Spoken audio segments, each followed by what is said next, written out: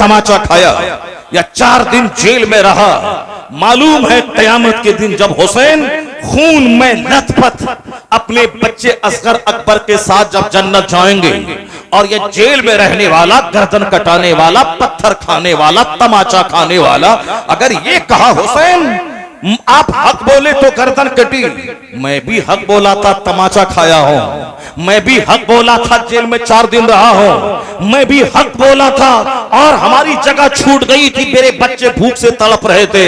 अगर हुसैन ने मुस्कुरा के देख लिया कि तू भी जख्म खुरदा है, हक की राह में तू भी सताया गया है, आ जाओ मेरे पीछे, 80 बरस का नफल सजदा वहां नहीं ले जाएगा जहां हुसैन की मुस्कुराहट लेके चली जाएगी। माशाअल्लाह माशाअल्लाह। शहादत कहे उल्फत में कदम रखना है। लोग आसान समझते हैं मुसलमान होना, और दलाल बोलता है क्या बोलने की जरूरत थी, ऐसा क्या करने की जरूरत थी, जैसा बोले हैं फंसिए गए, अब कोई साथ नहीं देगा, कोई नहीं देगा। हुसैन आजम के भाई के पीछे वहां तो साहब 40,000 लोगों ने मगरिब की नमाज अदा की थी, इशा की नमाज के बाद एक भी नजर नहीं आया पीछे। बताएं ये किसी बेवफाई है। अगर आज हमारी हिमायत में अगर 1 लाख लोग सड़क पे आ गए, अब 5 दिन के बाद एक बंदा भी नहीं आया, तो आंसू बहाने की जरूरत नहीं है। कमजोरों का काम ये सब नहीं कर। दबंग है याद कर मुस्लिम बिन अकील को, जब शहजादे रसूल के साथ ऐसी बेवफाई है, अगर तुम्हारे साथ भी अगर वैसी बेवफाई हो गई तो घबराने की क्या जरूरत है। उनकी सुन्नत अदा हो गई। ये दुनिया तो 100 साल ही तो जिंदा रहेगा, 100 साल से ज्यादा तो जिंदा रह नहीं सकता। ना आप भी जिंदा रहेंगे ना मैं जिंदा रहूंगा। 100 साल के बाद अगर कोई जिंदा रह भी गया तो मुर्दे से बदतर है वो। आंख नहीं, जबान नहीं, पेट नहीं, हाथ पांव नहीं, तो वो तो मुर्दे से बदतर है ना। इसलिए 100 साल के अंदर ही सबको दुनिया छोड़ के जाना है। 100 साल अल्लाह के नजदीक 1 सेकंड है, और जहां जाना है वहां का एक दिन 50,000 साल के बराबर है। अल्लाह अकबर।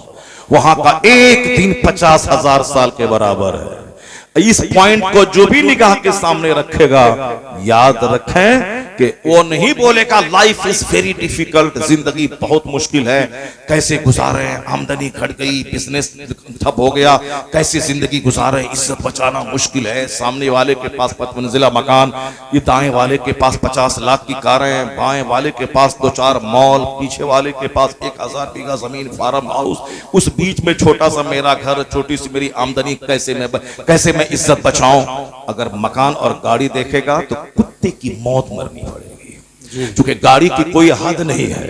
गाड़ी 4 लाख की आल्टो भी है, और 40 लाख की फॉर्च्यूनर भी है, और 40 करोड़ की ऊडी कंपनी की कार भी है, और 200 करोड़ की अमेरिकन कंपनी की कार भी है। 1000 बीघा जमीन बेचेगा तो भी 200 करोड़ रुपए नहीं होंगे, लेकिन 200 रुपए की कार इंडिया की सड़कों पर आज दौड़ रही है। अगर नहीं मालूम है तो मुकेश अंबानी की बीवी नीता अंबानी के पास 200 करोड़ रुपए की कार है जो अमेरिका से आई है। 100 करोड़ की कार है जो अमेरिका से आई है। आप समझ सकते कहां 100 करोड़ और कहां 4 लाख की आल्टो का क्या वैल्यू है। आगे देखेगा तो मर जाएगा, पीछे देखेगा 1000 बीघा जमीन, हमारे पास 5 कट्ठा जमीन, 5 बिस्सा जमीन है, मर जाएगा। दाहिने देखेगा साहब 4-5 मॉल, मार्केटिंग कॉम्प्लेक्स, मेरे पास तो रहने का घर भी नहीं, तो चुल्लू भर पानी में मरना पड़ेगा। अगर बाएं देखेगा साहब क्या शानदार मुलाजमत है, नौकरी है, 10 लाख पे महाना, डॉक्टर इंजीनियर, हमारे पास तो कुछ नहीं, 10,000 पे महाना है, चुल्लू भर पानी में मरना पड़ेगा। अगर आगे देखेगा तो भी मौत, पीछे देखेगा तो भी मौत। हाँ, अगर मुस्तफा को देख लिया, ये जमींदार तेरे चेहरे की मुस्कुराहट पे रश्क करेगा, इसलिए कि हुजूर ने फरमाया है कि तुम अपने से ऊपर को मत दे, अल्लाह की नेमतों की नाशुक्री तू करेगा, तू मत दे। वला तनजुरू इला मन हुवा फौककुम, जो तुमसे एबब है उसको मत दे। उनजुरू इला मन हुवा असफल मिनकुम, उसको देखो जो तुझसे सेहत में, हुस्न में, दौलत में, माल में कम है, उसको दे। उसको देखेगा तो अल्लाह की इस नेमत का शुक्र अदा करेगा। जब शुक्र अदा करेगा तो फिर क्या है, जब शुक्र अल्लाह की नेमत का अदा होगा तो अल्लाह उस नेमत को बढ़ा देगा। असल चीज माल की बहुतात नहीं है। लैसल ग़िना अन कसरतिल अर्द वलाकिन्नल ग़िना ग़िना नफ्स। Riches does not mean having a great amount of property but the riches is self contentment. मालदारी माल की बहुतात से नहीं मिलती। मुस्तफा कहते हैं मालदारी तो सब्र से मिलती है, मालदारी तो कनात से मिलती है, मालदारी तो सेल्फ कंटेंटमेंट से मिलती है। दुनिया को देखेगा चुल्लू भर पानी में मर जाएगा, मुस्तफा पे नजर रहेगी यहां भी मुस्कुराएगा, जन्नत में सोने के महल में मुस्कुराता रहे। सुभान अल्लाह। नारे तकबीर, नारे रिसालत, नारे गौसियत, मसलके आला हजरत, उलमाए अहले सुन्नत। इसलिए इस्लाम हमेशा हर मोड़ पर हमारी रहनुमाई करता है। खबरदार कभी किसी दुनियादार को नहीं देखना, कभी दुनिया की चहल पहल को नहीं देखना। अगर चहल पहल को देखेगा नमाज पढ़ना मुश्किल हो जाएगा। नमाज सजदे में तुम्हारा ख्याल, इंतशार ख्याली का शिकार तुम्हारा दिमाग हो जाएगा, बुरे बुरे वसवसात आएंगे। कभी बोलेगा पता नहीं अल्लाह है कि नहीं, माज़अल्लाह, हजार बार माज़अल्लाह। कभी बोलेगा जन्नत दोज़ख है कि नहीं, इसी दुनिया ही में जन्नत दोज़ख है। ये सारी बातें दिमाग में आएंगी। इसलिए तकरीर सुनना उतना ही जरूरी है दिल को जिंदा रखने के लिए जितना कि मरी हुई जमीन को जिंदा करने के लिए पानी जरूरी है। जमीन अगर मर गई उसमें पानी डालना होगा ताकि दोबारा वो जमीन खेती के काबिल हो जाए। आप लोग गांव देहात में रहते हैं, आसपास में खेत हैं, आपको अच्छी तरह मालूम है कि खेत जब मर जाता है दोबारा फसल उगाने के लिए उसमें पानी डाला जाता है। और ऐसा नहीं कि एक बार पानी डाल दिया तो अब 10-20 साल के लिए वही एक पानी काफी है, नहीं। जब जब जमीन मरती है तब उसमें पानी डालना पड़ता है। उसी तरह यह दिल है, यह दिल खेत की मानिंद है। जब आदमी काफिरों का चेहरा देखता है तो दिल मर जाता है, बेनमाजी का चेहरा देखता है तो दिल सख्त हो जाता है। जब शराबी, पापी, जानी, बदकार, दुनियादार, सूदखोर का चेहरा देखता है तो यह दिल भी आदमी का सख्त हो जाता है। इसलिए हुजूर ने फरमाया है कि अर्रजुलु अला दीन खलीली, a man is likely on the way of life of his friend. एक आदमी अपने दोस्त के दीन पर होता है। दोस्त का जैसा दीन उस दूसरे दोस्त का वैसा दीन होता है, चूंकि दिल से रिश्ता होता है दोस्त का। तो दोस्त अगर गलत भी करता है तो भी बंदा सोचता चलो दोस्त है कर लिया। तो आदमी दोस्त के मजहब पर होता है। हुजूर फरमाते फल यंजुर अहदुकुम मैं युखालिल। ए बाबा एक नंबर, ठीक है, जाइए जल्दी से आ जाइए, एक नंबर आ जाइए, क्योंकि बहुत देर से आप लोग बैठे हुए हैं। इसीलिए अगर आपको हाजत हो ऐसी तो शदीद हाजत हो तो जाइएगा, कम हाजत में मत जाइए। प्रैक्टिस कीजिए कि बगैर पेशाब के बैठे रहे। कम हाजत, शदीद हाजत हो तो मेरे रोकने से भी नहीं रुकना है, वहां चले जाना है। और कम हाजत हो तो उधर तवज्जो ही नहीं देनी, गुफ्तगू की तरफ तवज्जो देंगे। तो अगर शदीद भी हाजत होगी तो भी उस तरफ ध्यान ही नहीं जाएगा।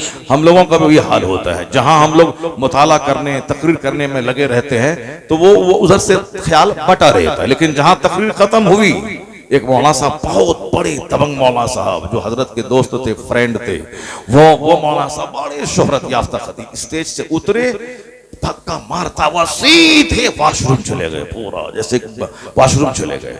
जाहिर सी बात है, अब वो 2 घंटे से स्टेज पे बैठा दीजिएगा, 2 घंटे तकरीर करवाएगा, 4 घंटे की बात है, तो अब तकरीर करने के दौरान तो ख्याल नहीं जाता। लेकिन जहां इस काम से फारिग हुए तब उसका शदीद हमला होने लगता है, दौड़ के गए। ऐसी कैफियत हम लोगों की भी बनती है कभी कभी। 4 घंटे स्टेज पर बैठे हुए हैं, 3 घंटे से खिताब कर रहे हैं, और जैसे खिताब खत्म हुआ 1 मिनट जो है रुकना बस खतरे से खाली नहीं है, वरना कपड़ा ही खराब हो जाएगा। इसीलिए भागना पड़ता है। तो तवज्जो आपकी मेरी तरफ बनी रहे, उस तरफ ध्यान नहीं जाएगा। अगर उस तरफ ध्यान देंगे तो फिर आप सुन नहीं पाएंगे मैं क्या बोल रहा हूं। जरा गौर से सुनिएगा, अल्लाह के रसूल क्या कहते हैं, आदमी अपने दोस्त के मजहब पर होता है। अर्रजुलु अला दीन खलीली, आदमी अपने दोस्त के दीन पर होता है। तो मुस्तफा कहते फल यंजुर अहदुकुम मैं युखालिल, तो हर आदमी को चाहे कि वह देख ले, वॉच होम बी फ्रेंड, वो देखे कि किससे वो दोस्ती कर रहा है। देखे वो सामने वाला अगर राफिजी है तो आपका राफिजी बनना तय है। सामने वाला अगर शराबी है तो दोस्ती शराबी आपको बना देगी। सामने वाला सुले कुल्ली है, वो वहाबी है, नजदी है, शिया है, देवबंदी है, तो आप भी धीरे धीरे बरेलियों के काम पे उंगली नुक्ताचीनी करेंगे। जब जरूरी नहीं है सलाम पढ़ना तो क्यों ये सलाम पढ़ रहे हैं, जब जरूरी नहीं है फातिहा पढ़ना तो क्यों पढ़ रहे हैं, फातिहा ही है नमाज नहीं है, वहां तो नमाज पढ़ता है। इस तरह की बात जब जबान से निकलने लगे तो समझ जाए किसी बदअकीदे की हवा इसको लग गई है, किसी बदअकीदे की हवा इसको लग गई है। ये बोली जो वो बोलता है वही बोली ये बोला, अर्रजुलु अला दीन खलीली, आदमी अपने दोस्त के दीन पर रहता है तो आदमी को चाहिए कि वो देख ले कि दोस्ती किससे कर रहा है।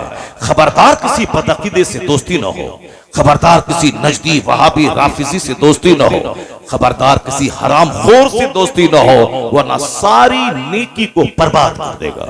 क्योंकि हराम का लुकमा जैसे पेट में गया समझ लें कि सजदों की बरकत खत्म हो जाएगी, कोई दुआ कबूल नहीं होगी, चाहे वो खिलाफे काबा थाम के पकड़ के मर क्यों न जाए, नहीं होगी दुआ कबूल। इसलिए कि मुस्तफा जाने रहमत अलैहिस्सलाम ने दुआ की कबूलियत के लिए 2 शर्तें रखी हैं, जबरदस्त शर्त दुआ की कबूलियत की 2 शर्तें हैं। वैसे तो बातें बहुत सारी हैं मगर ये 2 मेजर फैक्टर है जिसकी वजह से दुआएं कबूल रद्द हो जाती हैं, या 2 चीजों की वजह से। और 2 चीजें ऐसी हैं जिसकी वजह से दुआएं कबूल होती हैं, आदमी मुस्तजाबुद दावात हो जाता है। वो 2 चीजें क्या हैं? जो पेट में हमेशा हलाल ग़िज़ा डालता हो, हलाल ग़िज़ा, हलाल ग़िज़ा जैसे ही पेट में पड़ता है सीना रोशन हो जाता है, सीना रोशन होता है, दिमाग रोशन होता है, उसके सारे बदन में का जो खून होता है प्योर खून हो जाता है। वो हाथ उठा के जो दुआ करता है अल्लाह ताला उसकी दुआ कबूल फरमाता है। दुआ की कबूलियत के लिए हलाल ग़िज़ा शर्त है, और जो हराम पेट में डालता है 40 दिन तक समझ लें उसकी कोई दुआ कबूल नहीं होती। शराब की एक बूंद अंदर गई 40 दिन तक न कोई सजदा कबूल होगा, न दुआ कबूल होगी जब तक कि वो सच्ची तौबा न कर ले। उसी हालत में अगर मर गया तो जन्नत की खुशबू उसके लिए हराम हो जाएगी।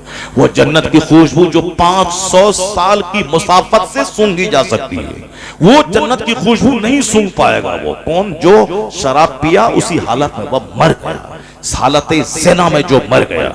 आया है हदीस पाक में कि ईमान उसके सीने से छतरी की तरह निकलकर उसके सर पे हो जाता है, ईमान उसके सीने से निकल जाता है हालत ज़िना में, हालत शराब नोशी में, ईमान सीने से निकल जाता है और साइबान की तरह सर पे हो जाता है। और जब वो बंदा उस घटिया काम से अलग होता है तब वो ईमान उसके सीने में दाखिल होता है। पहले ही मुहद्दिसीन ने कमाल ईमान कहा, नूर ईमान कहा, यह सब अपनी जगह है, मगर इस हदीस से पाक का तेवर क्या बोलता है जो हुजूर ने कहा है?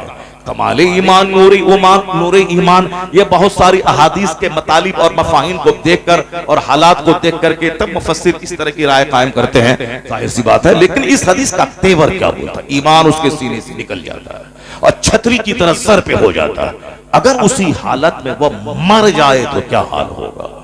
अगर उसी हालत में जबकि ईमान का नूर सीने से निकल के छतरी की तरह हो गया है, उसी हालत में वो मर जाए तो क्या होता है?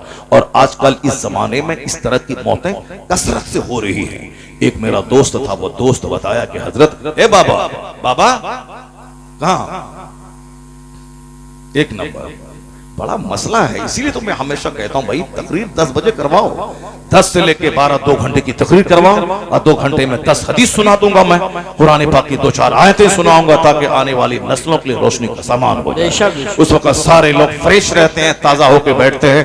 और 12 बजे के बाद तो अच्छे अच्छे बहादुर को भी पेशाब लगने लगता है, वो तो ज़ईफ है बेचारे 70 साल 80 साल के, तो फिर उसका क्या कहना है? इसलिए तकरीर 12 बजे के बाद नहीं, 12 बजे के बाद मुशायरा, 12 बजे के बाद नातखानी, 12 बजे से पहले तकरीर हो। सारे जिम्मेदारान मदारिस हमेशा इसका ख्याल रखें, पब्लिक का ख्याल कभी नहीं करें, पब्लिक को शरीयत उस पर थोपें, शरीयत की बात उसको बताएं, उसको आपके पास इल्म है, इल्म की बात उसको बताएं। वरना ये तो बोलेगा कि नमाज की बात मत करो, आप यहाँ साहब मजा वाली बात करो, ये तो बोलेगा ही मजा वाली बात करो। तो अब आप उसकी ख्वाहिश के सामने आप घुटने टेक देंगे तो माँ बहुत दिनों के बाद फिर स्टेज पे क्या होगा वो सबको मालूम है कि जो कुछ मैं बोला हूँ फिर मैं उसको दोहराना नहीं चाहता कि मैं क्या बोला हूँ, वही कुछ होगा और होना शुरू हो गया है। इसलिए अगर चाहते हैं कि वो दिन नहीं आए तो सिर्फ एक बच्चे की तिलावत हो और एक बच्चा जो आपके मदरसे का अच्छी नात पढ़ने वाला हो, उससे एक अच्छी नात पढ़वा ले,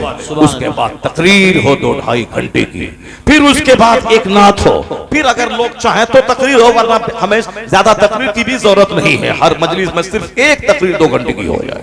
और यही बंबई में हो रहा है, यही गुजरात में हो रहा है, यही और सारे राजस्थान के मुख्तलिफ इलाकों में ये है। बरकतें हैं उसकी। एक तकरीर हुई, साल भर लोग उसको याद रखते हैं। चाय पान की दुकान पे तबसरा करते हैं, मौलाना साहब ने ये कहा था, मौलाना साहब ने ये हदीस पढ़ी थी। लोग अपनी बीवी के सब बच्चों के साथ अपने घर में तबसरा करते हैं, मौलाना साहब ने एक हदीस पढ़ी थी, उस हदीस पर हम लोगों को अमल करना चाहिए। तो एक हदीस पढ़ी गई, साल भर बच्चों को और घर के गार्जियन को मालूम। और यहाँ जहाँ 5-10 तकरीरें हो जाएंगी, नात 70% हो जाएंगी, तो तकरीर तो दब जाएगी। स्टेज के मौलाना साहब को भी याद नहीं रहेगा कि हजरत ने कौन सी तिलावत आयत की तिलावत की थी। वहां तो सारी तवज्जो नात पर चली जाएगी। इसलिए हमेशा इस बात का ख्याल रखें कि पब्लिक को कव्वाली का दिलदार ना बना।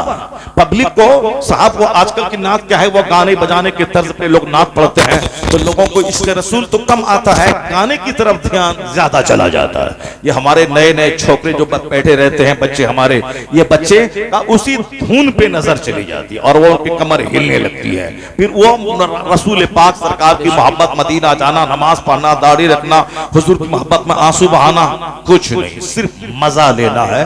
क्योंकि ये जो धुन है, ये धुन वहां से मेल खाता है, बंबई की फिल्म इंडस्ट्री से धुन खाता है। तो इसको बंद करने के लिए इन बच्चों को तकरीर सुनाइए, इन बच्चों को हदीस सुनाइए, इन बच्चों को दीन सिखाइए।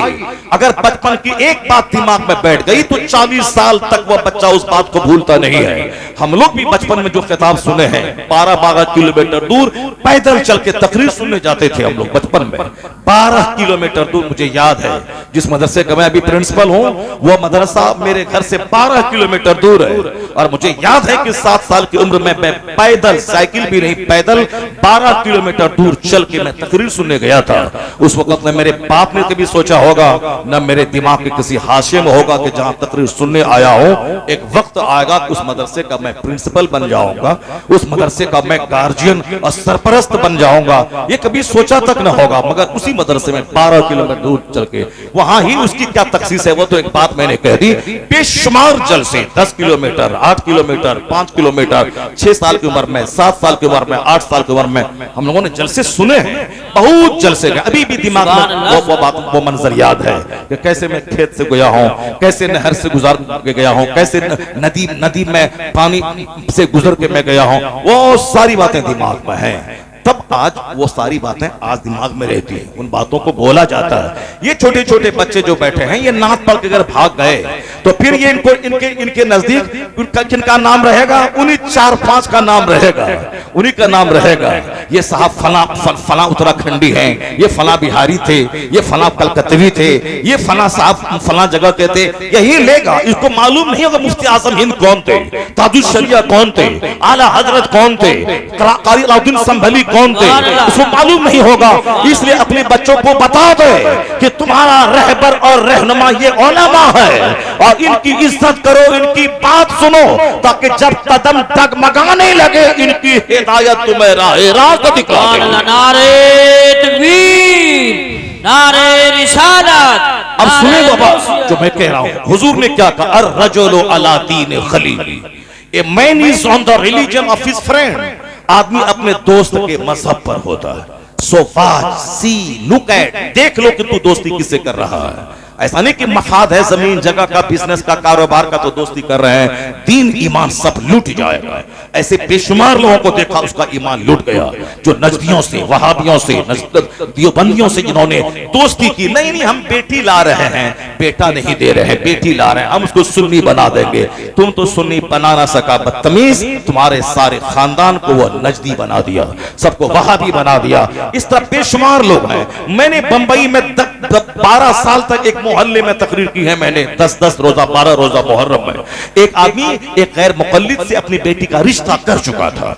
इत्तेफाक से उस तकरीर की टॉपिक, क्योंकि एक ही स्टेज है, 12 दिन बोलना है, वही एक सामहीन है, मगर दिमाग में बात आई, अकीदे पे मैंने खिताब किया। मैंने कहा हमारे बुजुर्गों ने इनकी गुस्ताखी की वजह से इन पर फतवा कुफ्र दिया, और ये इस्लाम का से इसका रिश्ता निकल गया। अगर तुमने उनके घर में शादी बिया किया, समझ लो कि शादी ही नहीं होगी, क्योंकि जो मुस्तफा की तौहीन करके मुर्तद हो गया उसका रिश्ता किसी से नहीं होगा। जब शादी ही नहीं होगी तो ज़िना खालिस के बाद जो बच्चे पैदा होंगे वलदुल हराम वलदुस ज़िना, ये जुमला इस कदर तीर की तरह उसके सीने पे लग गया। लड़की के बाप के मंगनी होने के बावजूद उसने रिश्ता को तोड़ दिया। नहीं होगा रिश्ता। अपनी बेटी को मैं ज़िना करने के लिए किसी गुस्ताख रसूल के घर में नहीं भेजूंगा। अगर वो तकरीर मेरी नहीं होती, उसके सीने पे जुमला नहीं उतरता, तो उसकी बीवी तो सारी जिंदगी उसी के साथ रहती। कानून अपनी जगह। बेशुमार लोग हैं जो तलाक देने के बाद भी अपनी बीवी को रखे हुए हैं सिर्फ बेइज्जती के डर से। ऐसे घटिया खसीस रजील लोग कम है, मगर हैं। तलाक दे दिया, रात में गुस्सा आया, शराब पी के आया या गुस्सा हुआ, बीवी कुछ बोली, कैंची की तरह जबान चलाई, इससे नहीं रहा गया, ये धमकी दिया कि तलाक दे दूंगा। वो बोली एक बाप का बच्चा है तो तलाक दे के देख ले। अब इसको गुस्सा आया, तलाक दे दिया। जब तलाक दिया, गुस्सा ठंडा हुआ तो अब बिल्कुल सो गया। उसके बाद जब उठा तो रोना धोना शुरू किया, क्या करे ऐसा हो गया। तो अब बीवी अलग रो रही है, अलग रो रहा है। अब कंप्रोमाइज कर लिया कि चलो हटाओ, मुफ्ती के पास मत बोलना। कहना कि वो एक ही तलाक हुई है। तलाक दिया 3 4 5, बोला कि एक दिया। हजरत एक दिया है, क्या हुआ? मुफ्ती साहब ने फतवा दी था, ठीक है एक तलाक हुई है, दोनों आपस में मिल लो, कोई खास बात नहीं है। अब अलबत्ता अगर जब भी 2 तलाक देगा, ये भी उसमें ऐड होकर के 3 तलाक हो जाएगी। अब कभी इस तरह की जुमले मत बोलना। दिया था 3, यहाँ की झूठ बोला 1। अब वो दिया था होशो हवास में आके बोला कि बिल्कुल वो पागल हो गया था शराब के नशे में। शराब के नशे में माँ को क्यों नहीं तलाक दिया? शराब के नशे में चची को क्यों नहीं तलाक दिया? शराब के नशे में अपने पड़ोस की भाभी को क्यों नहीं तलाक दिया? अपनी बीवी को पहचानता था कि मेरी बीवी है, और तलाक भी कोई चीज है, तलाक दिया जाता है जब तुमको ये होश हवास है कि ये मेरी बीवी है और बीवी को तलाक दी जाती है। जब इतना होश है तो फिर तलाक तो हो ही जाएगी। वो तो उस नशे में जब बीवी और माँ का फर्क मिट जाए, आदमी की अक्ल माऊफ हो जाए, अब होशो हवास खत्म हो जाए, उस हालत में जो अपनी बीवी को तलाक दिया, बेटे को तलाक नहीं दिया, माँ को तलाक नहीं दिया, इसका मतलब है दिमाग है, झूठ बोला, हजरत से फतवा ले लिया, अब आराम से रह। अब बताइए कि वो औरत तो निकाह से निकल गई। अब तो उसके बाद जो 4 5 बच्चे, वो क्या होगा उसका? सब वलदुल ज़िना वलदुल हराम। और वलदुल ज़िना बच्चों की पहचान क्या है मालूम है? उसकी पहचान है कि अब उनके पास डिसिप्लिन नहीं रहेगा, अदब नहीं रहेगा, न जलसे का अदब, न मस्जिद का अदब, न मौलाना का अदब, न पीर का अदब, न माँ बाप का अदब, न दीनी दरसगाहों का अदब। बेअदब कोई नजर आ जाए, समझ लें कि जरूर बुनियाद में खता है।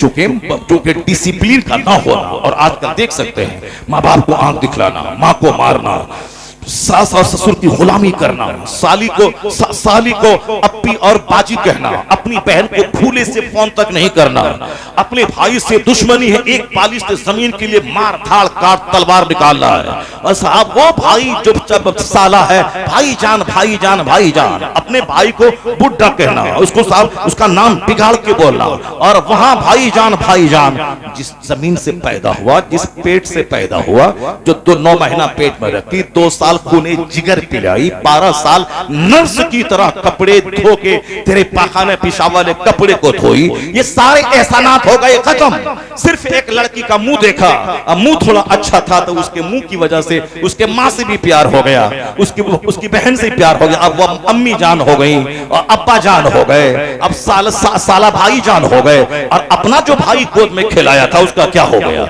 अपनी जो बड़ी बहन जो गोद में लेके घंटों तुझको प्यार दिया था उसका क्या हो गया? जो अपना चाचा उसका क्या हो गया? अपनी पुफी का क्या हो गया?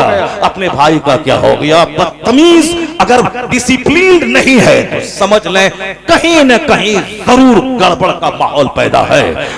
नहीं सुना आपने हमारे बुजुर्ग बोलते, इमाम अबू हनीफा रज़ी अल्लाह तआला अन्हु के सामने चंद बच्चे गेंद खेल रहे थे, गेंद गलती से उन बच्चों की गलती से इमाम के सामने आया, इमाम के सामने, इमाम को देखकर सारे बच्चे सहम गए। वो बच्चे इमाम आजम करोड़ों मुसलमानों के इमाम कैसे आगे जाएं? कोई बच्चा इस घर में घुस रहा है, कोई उधर भाग रहा है, कैसे वहां जाए? एक बच्चा ढटाई के साथ गया सामने, मौलवी साहब तो क्या हो गया? ढटाई के साथ गया, गेंद लिया और अपना खेलने लगा। इमाम ने क्या कहा? लगता है कि बुनियाद में खता है, लगता है कि बुनियाद में खता है, लेकिन मेरे जैसे मौलवी की जबान से बात नहीं निकली थी। हम जैसे करोड़ों हनफियों के सरदार वली कामिल की जबान से जुमला निकला था। लोगों ने खामोशी से जब तहकीक की, पता चला वाकई बुनियाद में खता है, क्योंकि इमाम का जुमला था।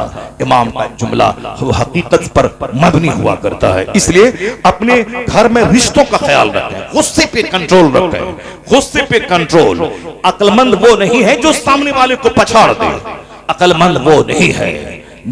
लैसा शदीदु बिसुरा इन्नमा शदीदुल लज़ी यमलिकु नफ्सहु इंदल ग़ज़ब। बुखारी शरीफ की हदीस में आया है कि वो शख्स पहलवान नहीं है जो सामने वाले को पछाड़ दे। The strong man is not the one who overcomes other, जो दूसरों पे कब्जा जमा ले, पछाड़ दे, वो स्ट्रॉन्ग नहीं है। The true strong, the true wrestler, सच्चा पहलवान, सच्चा मजबूत वो है जो who controls himself in the state of anger, जो गुस्से की हालत में अपने आप पर काबू कर ले, वही सबसे बड़ा पहलवान है। वही है सबसे बड़ा पहलवान जो गुस्से के वक्त में अपने आप पर काबू कर ले। वही असल में पहलवान, वही रेस्लर है, वही बहादुर है, वही ब्रेव है, वही स्ट्रॉन्ग है। और आजकल जो कि हर आदमी कमजोर है, कमजोर ग़िज़ा, कमजोर माहौल, कमजोर सराउंडिंग्स, कमजोर इन्वायरमेंट, कमजोर दोस्त, इसीलिए सबके पास गुस्सा ज्यादा है और वह गंभीरता कम है। सबको गुस्सा आता है। जब आप सामने वाले के पास जाएं, उससे कोई मतलब आपका नहीं है, वो गुस्से से बात करेगा। अगर वह 10 टका आपसे कमाएगा तो वह नॉर्मल हो जाएगा। ये सब दुनियादार किस्म के लोग, वो अखलाक कुछ नहीं है, सिर्फ पैसे को महत्व देता है। आप किसी से फोन करें, कौन बोल रहा है, अगर मतलब नहीं है तो गुस्से से बात करेगा। और अगर पता चला ये मतलब है इससे, तो हाँ नहीं पहचाना आपको, नहीं पहचाना आपको, अस्सलाम वालेकुम, वालेकुम अस्सलाम। ये कमजोरों की कहानी है। वो ऐसा नहीं कि पहचान लिया तब अब नॉर्मल हो गए, वो पाखलाक नहीं। पाखलाक वो है जिसका अखलाक सबके साथ हो, जिसका अखलाक हर हाल में अखलाक उसका हो। ये बदअखलाकी, ये बेहयाई, ये बदतमीजी बताती है कि समाज में नाजायज बच्चों की तादाद में इजाफा हो रहा है। लोग कुफ्र बका, ईमान लूटा, हाँ ईमान गया, निकाह टूटा। इसलिए ऐसा नहीं कि बक बक करते रहे चौक चौराहे पान की दुकान पे बैठकर, नहीं नहीं मौलाना सब तो ऐसे ही बोलता रहता है, ये तो झूठ बोलते हैं, झूठ की खेती ये लोग करते हैं, ये लोग करते हैं। इसकी बच्चों उनके चक्कर में मत पड़ना। मकान दुकान गाड़ी छकड़ा मॉल कॉम्प्लेक्स ये वो फला चिला शादी ब्याह सब मस्ती के, मौलाना के चक्कर में पड़ेगा तो फकीर बन के रह जाएगा। ना दौलत जमा करेगा, ना गाड़ी होगी, ना सामने वाला कोई वैल्यू देगा। वैल्यू चाहिए तो पैसा चाहिए, पैसा बोलता है, पैसा बोलता है। और जिस दिन वह पैसों की मौजूदगी में जलील होता है, जब अल्लाह ताला उसके कारोबार को ठप कर देता है, जब वह कहीं का नहीं रहता है, बेटी की शादी में नाचने कूदने में 10 करोड़ खर्चा किया, फैक्ट्री बिक गई, घर बिक गया, सड़क पे आ जाता है, तब उसके बाद आता है हजरत तावीज दे दीजिए, तावीज दे दीजिए। तावीज से ये काम होता है क्या? जो अल्लाह की नाराजगी मोल ले, जो मुस्तफा को नाराज करे, जो अल्लाह रसूल को नाराज करे, जो फरिश्तों को नाराज करे, उसके बाद वो सोचता कि मैं आराम से इज्जत के साथ रहूं, ऐसा कभी नहीं होगा।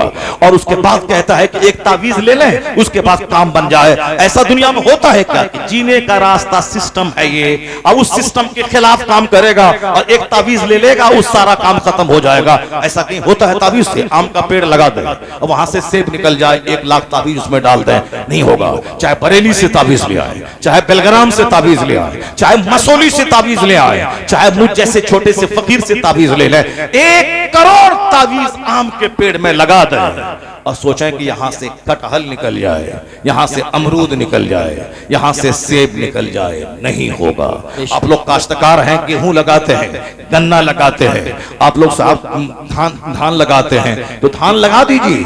उसके बाद 1 लाख तावीज बरेली मसौली के छोछा से ले आइए। आप सैयद साहब है, आपकी तावीज में असर है, तावीज ले आइए और उस खेत में डाल दीजिए और सोचिए कि तावीज से या धान के खेत से शानदार गेहूं निकल जाएगा। और गेहूं के खेत में 1 लाख तावीज डालिए ताकि यहां से बासमती धान निकल जाएगा, नहीं होगा ऐसा। इट विल बी नेवर, ऐसा कभी नहीं होगा।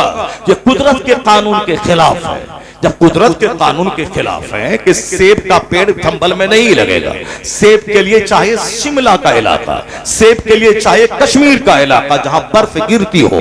गेहूं की खेती जिस साल जबरदस्त सर्दी होती है, गेहूं की खेती जबरदस्त होती है, और जिस साल सर्दी नहीं पड़े गेहूं की खेती कमजोर हो तो उसका दाना बिल्कुल छोटा होता है। यह मुझसे ज्यादा आपको तजुर्बा है। तो जिस जहां गर्मी का मौसम है वहां गेहूं की खेती नहीं होती है। जहां सर्दी जबरदस्त पड़ती है, पंजाब में, पूरे इंडिया में सबसे ज्यादा गेहूं की खेती पंजाब में होती है, क्योंकि पंजाब कश्मीर से करीब है और पंजाब में जबरदस्त सर्दी पड़ती है, और वहां से नजदीक है ये मुरादाबाद, कश्मीर से, पंजाब से, हरियाणा से, इसलिए यहां भी जबरदस्त सर्दी है। हमारा बिहार थोड़ा दूर है कश्मीर से, वहां इतनी सर्दी नहीं पड़ती, वहां भी सड़ी हुई सर्दी होती है, पर आई और चली गई, झोंका आया और चला गया। और अभी वहां गर्मी है। मैं परसों गोवा में था, वहां फैन भी चल रहा था, एसी भी चल रही थी, रूम में, कार में भी एसी, रूम में भी एसी। और यहाँ आके देखिए साहब, मैं जैकेट छोड़ दिया घर में, और यहाँ मेरे पास जैकेट भी नहीं है चूंकि गर्मी लग रही थी। और यहाँ देखिए अब वहां से करीब है, जहां सर्दी वहां सेब है, जहां सर्दी वहां अनार है।